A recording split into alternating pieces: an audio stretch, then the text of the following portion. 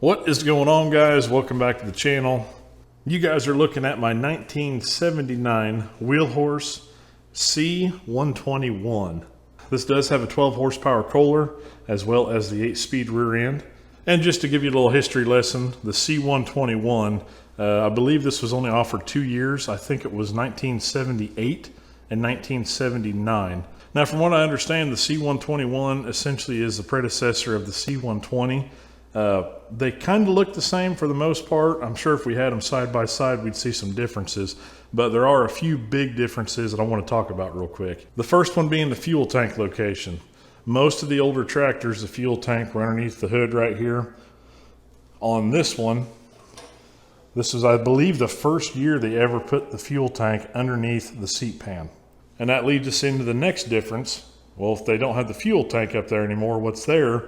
The battery is. So on the B series, your batteries were always down here on the frame rails. On these, they're up here where the fuel tank normally is. Now, if you guys have been watching the channel for a while, you guys know that I have bought several of these Wheelhorse tractors. Most of the ones I get are the later models, like the 90s and up. I've only had a handful with this older style front end on it. But I'm telling you, there's something about this genre of tractor here that just, they feel so much more different to sit on and to actually use compared to the newer ones. Small touches like the hood latch. I mean, nice quality fit. And just the curvature of the hood that rolls back into your dash panel here. These were just more aesthetically pleasing, in my opinion, than the later model ones. Now, where I was going with that, I have bought several of these, and by far this is probably the most expensive one I ever bought. And when I say most expensive, I mean it's still relatively cheap, but I'm used to paying $100 to $200 for these things on flat tires, sinking in the ground, not running. For this unit here, the way it sits, I paid $500 for it. Again, not too terrible. It's got a real nice set of front tires on it. The back tires all hold air. It does need a seat. But really, the whole reason I bought this, and I'm sure some of you guys are chomping at the bit waiting for me to talk about it, is this thing on the front. What you guys are looking at here is a Mighty Mac chipper. These are actually made by a company called MacKissic. Today, however, it's just MacKissic, and we'll get into a history lesson later on this thing. But when I saw this thing pop up for sale, I had to have it. Now, this chipper, this is era correct. This is exactly the setup you would have got if you walked back into your Wheelhorse dealership in the mid-70s, late 70s and said, give me a tractor with a wood chipper on it. This is what you'd get. These were very well built machines. Get you guys down inside of here and you can see a little bit better. So again, we'll go into some more details about the chipper later. For right now, I just want to focus on the tractor and making sure that we can get it running before we dig into this thing. Now, the previous owner did tell me, he said that this is a great running tractor, it works fine. He said, I just have not had time to start it yet this year. So the way it sounds, it should be relatively easy to get going. I did check, it does have almost a full tank of fuel. It doesn't smell bad. So I think what we're gonna do, I'm gonna check the oil, and we'll probably have to jump start the battery and see if this thing will start. It's a little low. We might want to add some oil to that. It's definitely not on the full line. I will say I love the ingenuity on this kit. They give you just enough clearance to open that hood up enough that you can check your oil and get to your battery. That wood chipper, it is removable if we need to take it off there. Very simple to remove. Hopefully this thing will come right back to life and we won't need to get into that, but who knows. Oh yeah, right on the full line. All right, so we know we got oil in it.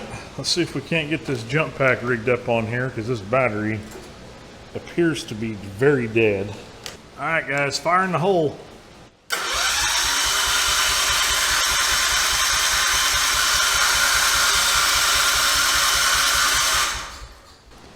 Well, it turns over great. Let me see if this thing's got a fuel filter on it. I don't see one. Let's see if the needle valve's open. I think it is. Let's go ahead and crank on this a little bit longer. It's probably gonna take a minute.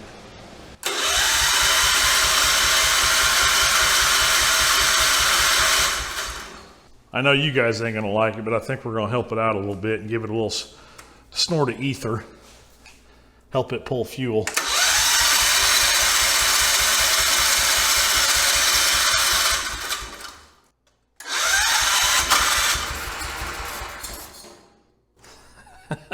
It's trying. We're just not getting no fuel flow. All right, let me do some more checking on this, see if I can figure out what's going on here. But we know we got spark, so that's good. I don't know how well you guys will be able to see that. That right there is our fuel pump. That rubber line there is our fuel line coming from the tank. And I don't know if you guys can see how wet that actually is. I think we're dealing with an issue with either one of those fittings is loose or this fuel pump itself is no longer sealed and it's sucking air. And I mean, you can see how damp everything is in here. So I think we're gonna go ahead and pull this chipper off, give us some more breathing room, and we'll get that fuel pump off and see if we can get it running. Well, the way it looks is we only need to pull out about one rod. And the way this carriage is designed, we take that rod out and this chipper should pivot and we'll pick it up and off the tractor. So let's see what happens here. We do need to get some slop in our belt because the belt will have to come off too. I don't know how heavy this thing is. It don't feel too heavy.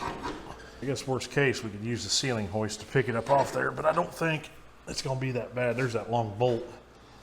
So that should, of course that's tightening the belt.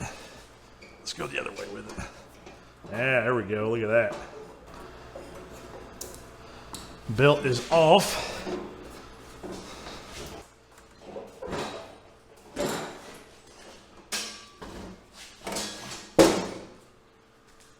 Well, we got the Mighty Mac off. Unfortunately, even taking that off, I still can't get the hood open all the way. It's actually hitting the bracket down there. And if you guys look here, this has obviously got some different shades of paint on it. This to me looks like somebody has gone in here and tried to repair this, or maybe that weld is cracked. So I think what I'm gonna do, I'm gonna go ahead and take this bracket completely off. We'll take a look at this later, but we'll go ahead and take this off. We'll get the hood opened up all the way and give us some more room to work, and more importantly, room for me to film to show you guys what I'm doing.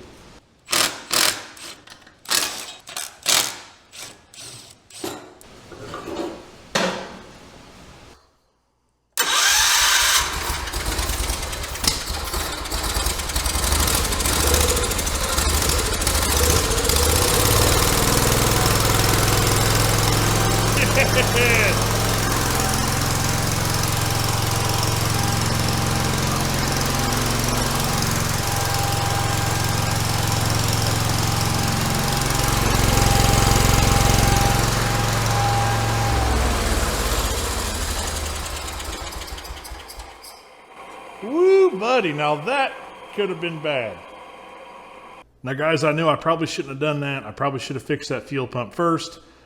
However, it is what it is. I did start it on some ether. As soon as that primed the carburetor, this thing took off and it was running great. However, this fuel pump, like I suspected, is just spewing gas out onto the hot exhaust, which is very bad. So we definitely got to fix that. But now we got all this nice room and we know we got a healthy engine.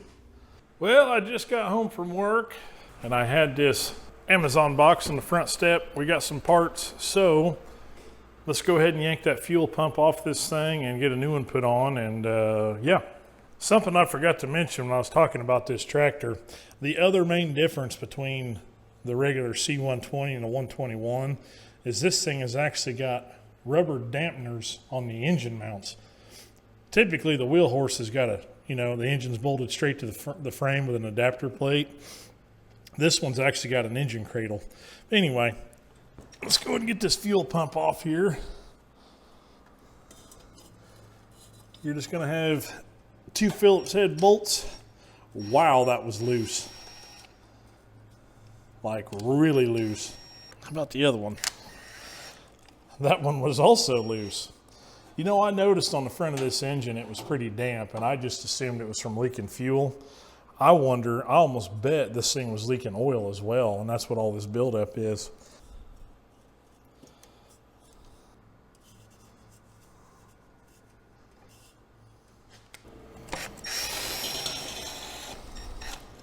The fittings are also loose. Now, at some point in the past, I actually did a fuel pump on one of the projects, and I showed you guys how to do it. We're going to be doing that again. This is their new replacement style pump, instead of coming with threaded ends for you to swap your fittings over to, these new ones actually come with these, I don't know how to explain it, these teeth. And it comes with the fittings. You got to pick out the right sized ones and with no ring, and they actually snap into place. So say what you will about it. It seems to be the way that everything's going. I had good luck with the other one. Hopefully we have good luck with this one. However, if not, I went ahead and bought a pump rebuild kit. So we're going to try the new one out, and I'll probably rebuild this one and throw it back on the shelf. You guys can see here all these new fittings it actually comes with. So you pick out the right size one you need for what size fuel hose you got. It also comes with a new base gasket as well as a rubber sealing ring. Well, there we go. Got our new fittings put on. Let's go ahead and put our gaskets on here and put this back on the engine. All right, full disclosure, I'm actually not going to replace this base gasket. The one that's on the engine now is a real nice quality thick one.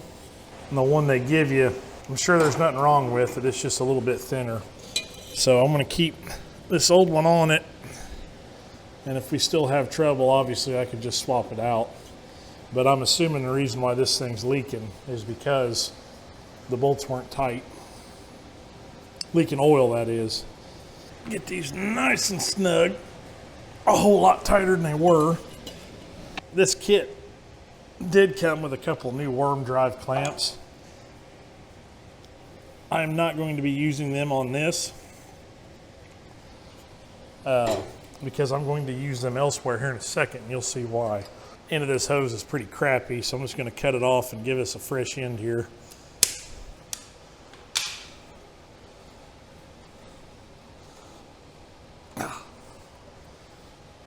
Now, something I thought was strange is there is no fuel filter on this tractor. Now, luckily that kit with the fuel pump actually came with a new fuel filter and 2 new worm drive clamps. So I'm going to go ahead and install this fuel filter right about here. I like to be able to visualize as well as filtering the fuel, obviously. I like being able to visualize, you know, if my filter's full or not. That's a good sign if you're out of gas or if you've got some other issue down the line. So that's why I'm going to go ahead and install this.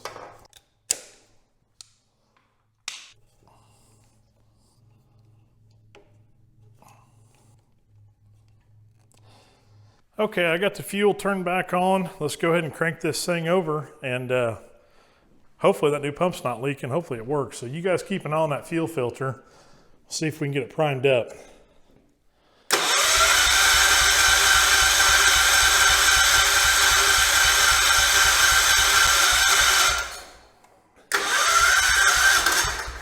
Oh, it's trying.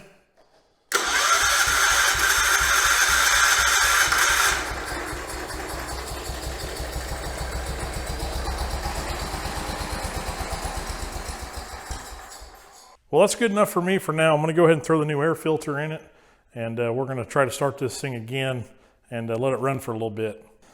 Yeah, as you guys can see, this old air filter was pretty bad. So luckily we got a brand new one with the pre-filter.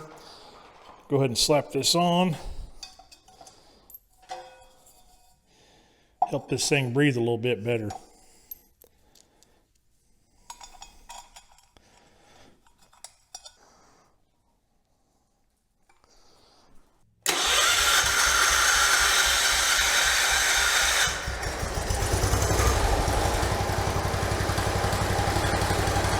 Fires right up.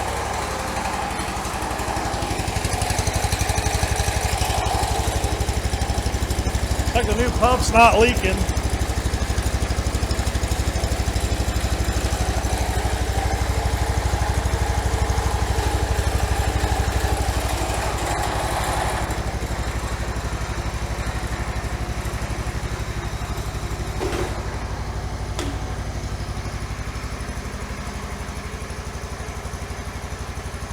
There's just something about these old Kohlers, man. They just purr right along.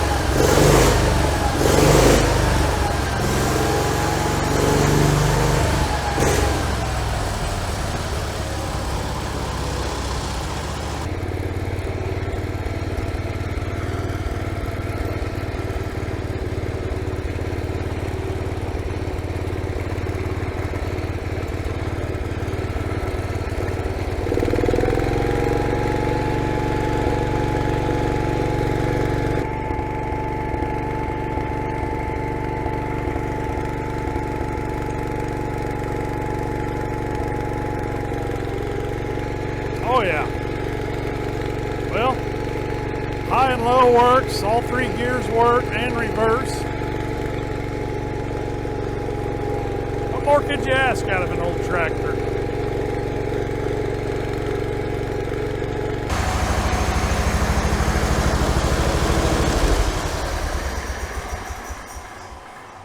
Well guys, I'm not really used to this. I'm not used to having really no issues at all.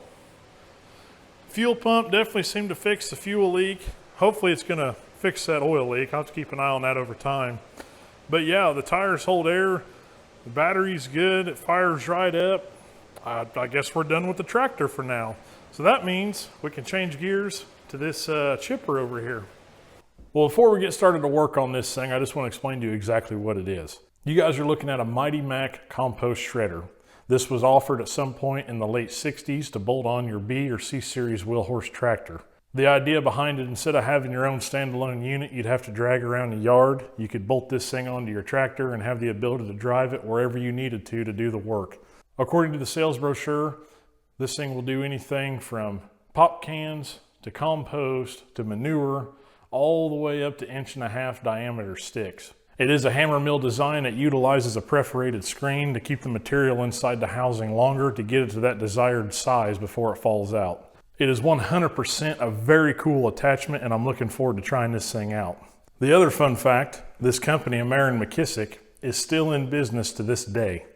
They're located in Pennsylvania and they are still a family-owned company. More so, if I need any kind of parts for this thing, specifically the hammer mills with the metal plates and the shafts, I can still get those brand new from this company.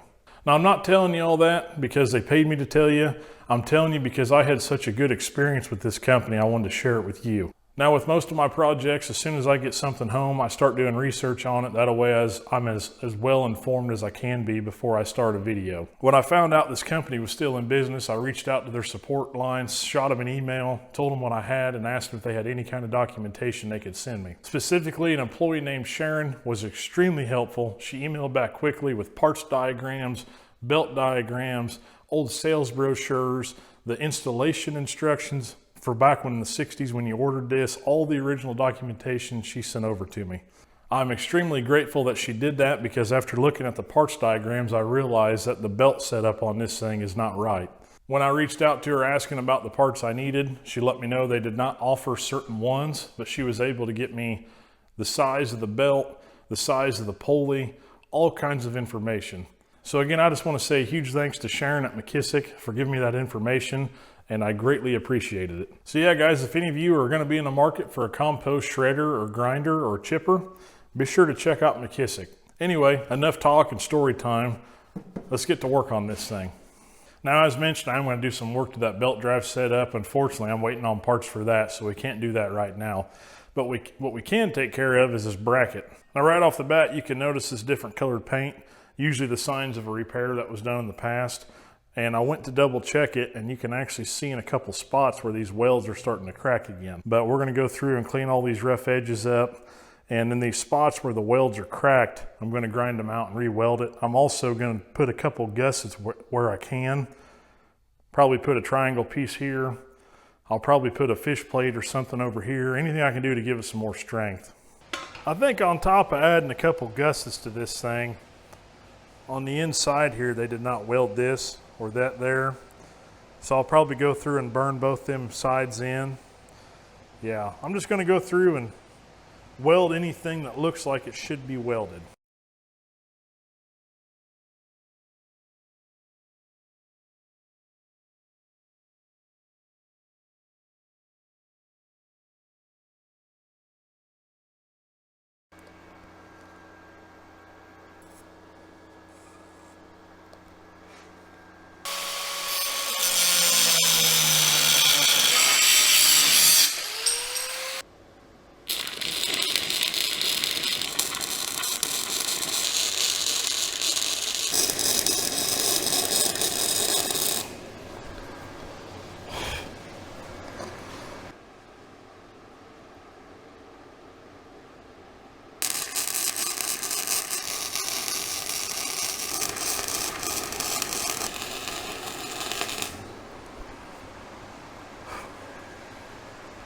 Well, guys, did I go overboard and probably over-engineer this? Yeah, probably. But, you know, it's lasted 60 years thus far in life, and hopefully it'll last another 60. Yeah, I'm going to get these welds cleaned up. I'll probably throw it back in the sandblaster because I can't get my wire wheel in there to clean that up. But we're going to get this thing sandblasted and paint it. I don't have any forest green paint, and I really don't feel like making a special trip to the store to get a $7 can of it just to use it this one time and never again. So I'll probably paint it black and put it back. Well, guys, the parts showed up, so we can finally get this thing put back together. But before we do, I just want to give it a quick look over, take a look at that hammer mill, make sure there's no issues in there. And I kind of want to show you guys how this thing works anyway. So it's a very simple design.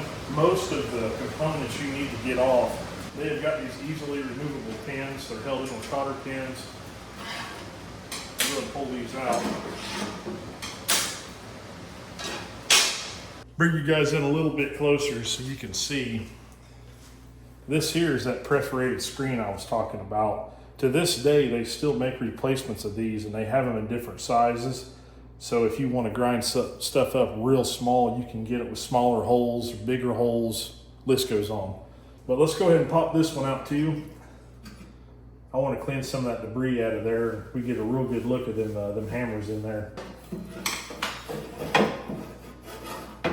Yeah, look how easy this thing comes apart, guys. Isn't that awesome?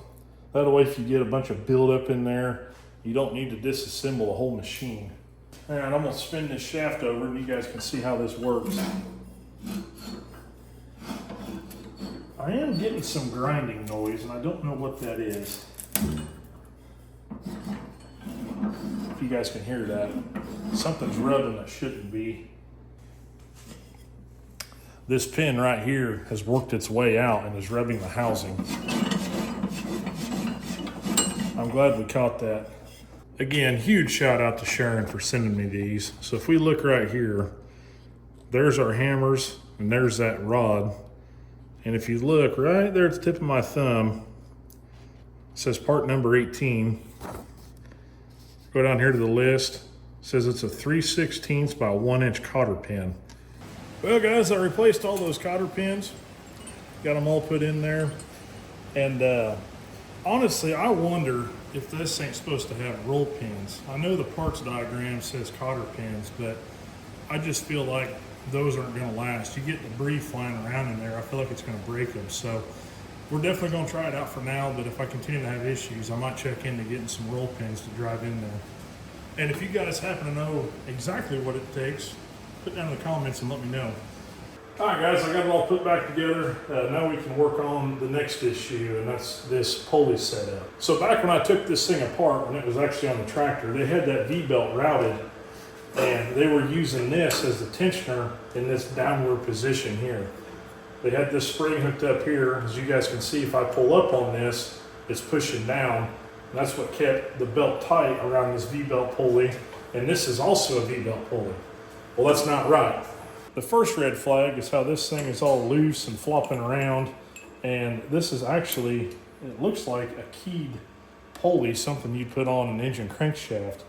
And it's pretty clear that somebody has retrofitted this on here with the wrong hardware just to keep this machine up and going.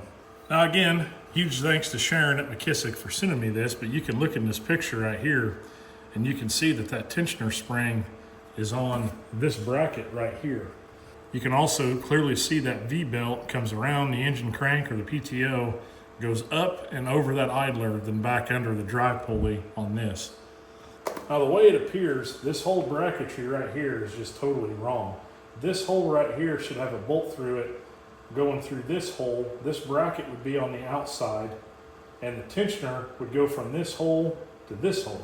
I did reach out to MacKissic. Unfortunately, they did not have this idler pulley anymore, that tensioner spring, but she did let me know what size it is, which was awesome. Using the dimensions she gave me, she said it was I believe a 5/8 by 3 1/4 inch pulley, and this is what I found here. This is some just generic pulley I got off Amazon, meant for like a push mower or something, but it should work fine. It's gonna have plenty of width for a 4L belt, so that should work just fine.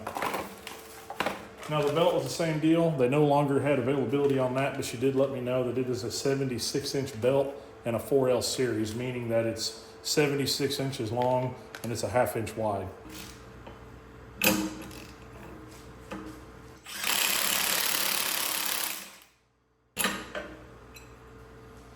Yeah, now you guys can see what I was talking about. I mean, they tried to do it right. At least they put a spacer in there, but could you imagine how hot this thing got when it was running?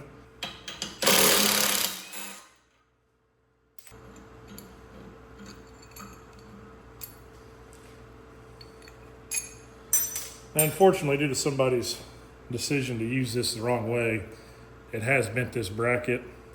I'm gonna try to straighten this thing out. Otherwise, we're just gonna have issues with belt alignment.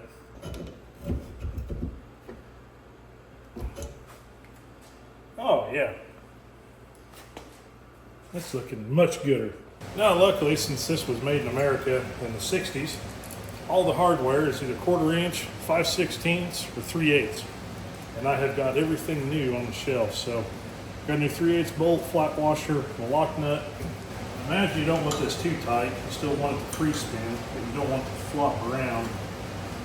Hence why we're using a lock nut. Yeah, that should do it. But anyway, according to the diagram, our bolt goes on first, then a flat washer, then the pulley, another washer, and the nut. And again, I'm just upgrading this to a lock nut instead of just a regular hex nut, a nylock. And this one we should be able to tighten down pretty good.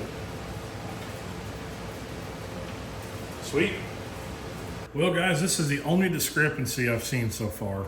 So if you look at this diagram of the tensioner spring, number 16 here, according to this parts list, it uses cotter pins. One goes through a hole at that top bracket to the top of the spring, and the other one goes through a hole right there on that 45 bend in that bracket. But if you look at what we got here, we don't have a hole in the middle of this bend here. We've got a hole here, but there's no hole there. So either somebody has added this, or again, we're talking about these were made back in the 60s and 70s. So maybe on the assembly line, they made small changes over the years. I don't know. So what I think I'm gonna do, again, this is the spring that was on, and I don't know if it's the right one. That's information they couldn't give me. So I think what I'm gonna do for now is we're gonna go ahead and run it. And I'm either gonna put a bolt in that hole there to hold it, or I'll just snap it through the hole that's already in this bracket, and we'll see if that's gonna give it enough strength to hold it. Well, on to the next problem. You fix one thing and you find 3 more issues. That's usually the way it goes. So as you guys can see, if you look down the center line of these pulleys, you can see this one is way out. I mean, it needs to be over at least another inch, inch and a half, I think, to where it'd be in line. And I started looking at the diagram. You can clearly see that it has got the snout of the drive pulley facing out, as well as the hex plug there. So they've got the pulley, the drive pulley, in the right orientation, but if you look, we've got about, I don't know, 3/4, 1/2 inch of room where we could actually slip this pulley out more to get it in line with this. So I think what I'm gonna do, because again, we won't know until we get it put on the tractor, I think I'm gonna go ahead and loosen this up, make sure I can actually slide this on that shaft, because as you guys know, that's probably gonna be the biggest fight we have. I'll get that loosened up, make sure we can move it, and then we'll get it put on the tractor.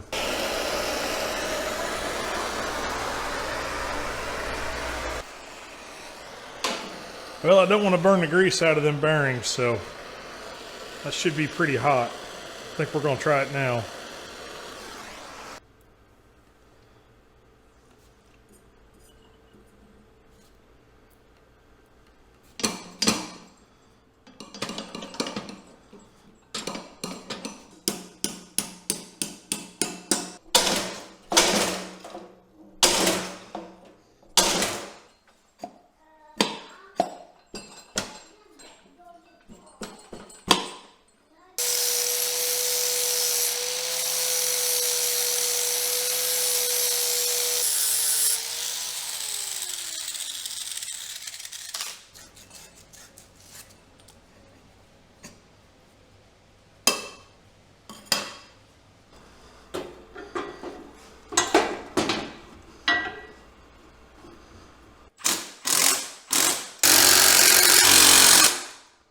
Guys, I know I constantly preach about this ceiling hoist, but if you guys have the space or the ability to get one of these, I highly recommend it.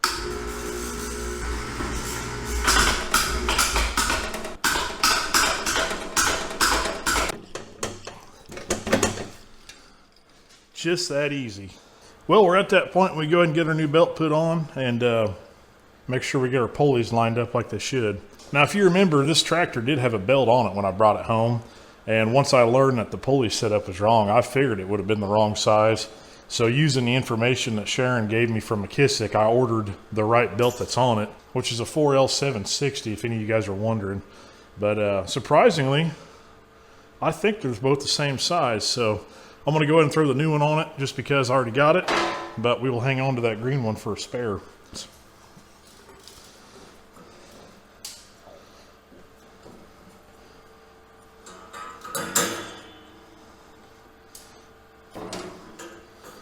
Well, guys, I think that's going to be the best I'm going to be able to get it. The only other thing I noticed is our idler. You can see it's kind of tweaked out that way. That's probably from that bracket being bent, and I probably didn't get it straightened enough to get it back in line. But we're going to run it, see if the belt stays on. It should. I got a wider idler for that reason. So I'm going to go ahead and tighten them grip screws down and button everything up, and we should be able to try this thing out.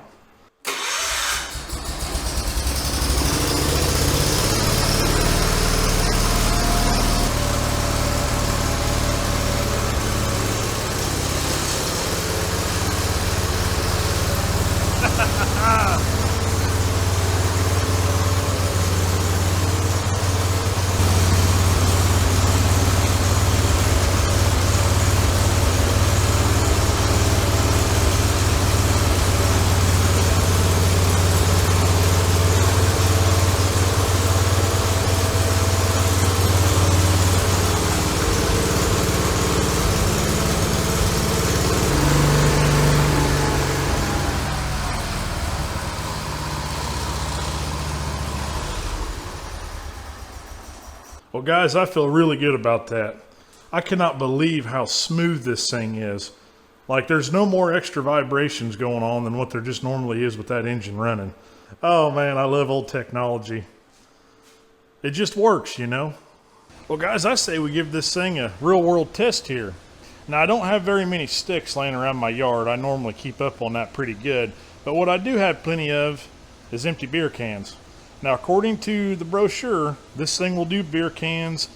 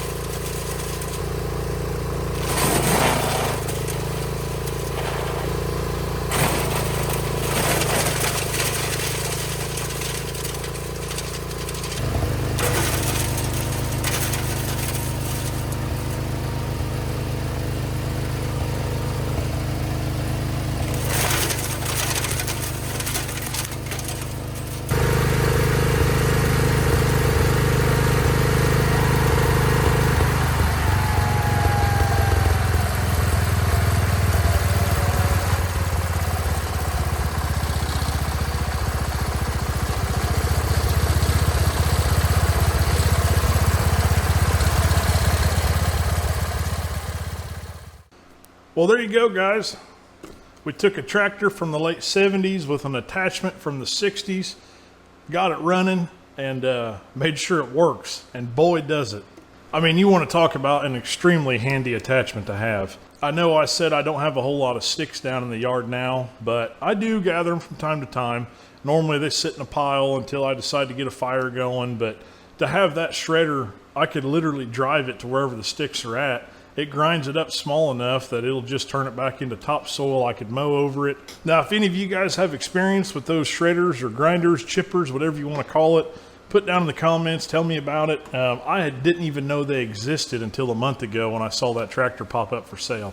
Now, like I always say, I don't need any more tractors. I don't need that one, but something as unique as that, it's such a cool package, and I'm gonna regret saying this because you guys will hold me to it. That would definitely be something I could see stripping down and restoring, getting them both, the attachment and the tractor, back to like new quality. And it would definitely be a showpiece. I know I say it every video, but every week, I'm just amazed at how much the channel's growing. We're getting closer and closer to that 10,000 subscriber limit. And I know that's probably small to some people, but to me, that's huge. Considering you guys have only been with me for just over a year now, I can't believe how far the channel's going. So again, if you're new here, or if you haven't already subscribed, please do. It greatly helps me out, and it's the best way to stay up to date on my new projects and new videos that come out. But yeah, everybody, thanks for watching the video. I'm gonna get to work on replenishing my empty beer can collection, and I'll see you on the next one.